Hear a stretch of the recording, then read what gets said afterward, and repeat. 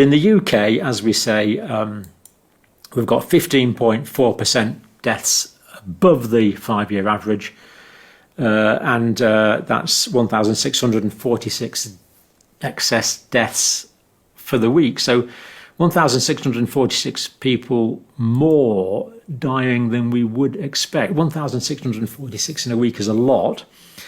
It's actually, that figure is compared against an elevated 5-year average, as we say, because of the COVID pandemic. And as well as that, the COVID pandemic, as the SARS coronavirus 2 infection, has basically killed people that were more vulnerable. So we would expect the people that are left alive now to be more resilient. So we would actually expect the excess deaths to be less at the moment. And we're seeing the exact opposite. So excess deaths from specific causes. This is the ischemic heart disease one. And we see this has been higher for some time now, throughout the pandemic, years in fact. But if we look at the last few months again, we see ischemic heart disease deaths. Here they were lower, here they were lower, but most of them are higher than we would expect. Ischemic heart disease is where there's not enough blood supply getting through to the myocardium, the contractile muscle of the heart, causing myocardial ischemia. And general lack of blood supply to the heart. And again, we see that deaths from this are higher than normal. And particularly heart failure. Heart failure deaths are quite a lot higher than normal, as we see from this graphic here. Now, you get the scale from this line here, so that's 500 there. But when we see the blow up, again, we see they've been higher all the time than we would expect. Now, this is heart failure.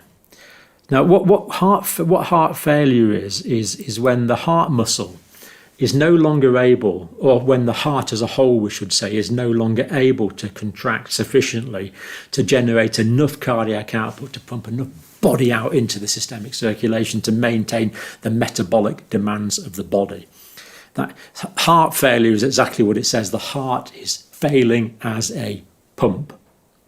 That can be caused by disease of the valves, but it's also very commonly caused by disease of the heart muscle itself.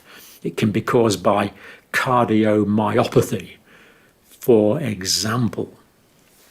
And that's what we're seeing in excess deaths in. So there we go. We've got these excess mortalities. We must have more data. And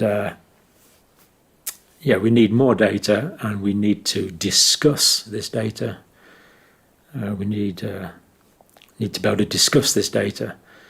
Academics around the world need to be able to analyse this data.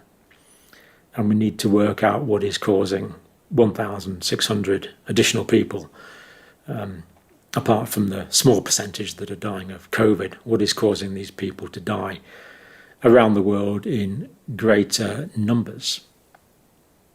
Because if we carry on the way we're going, certainly for 2022, way more people are going to die of excess mortality in 2022 than of COVID-related mortality. And we need this information and the freedom to analyse this information as a matter of national and international emergency, in my view. So we are reminded of the importance of every human life. These aren't numbers, these are individuals. And thank you for watching.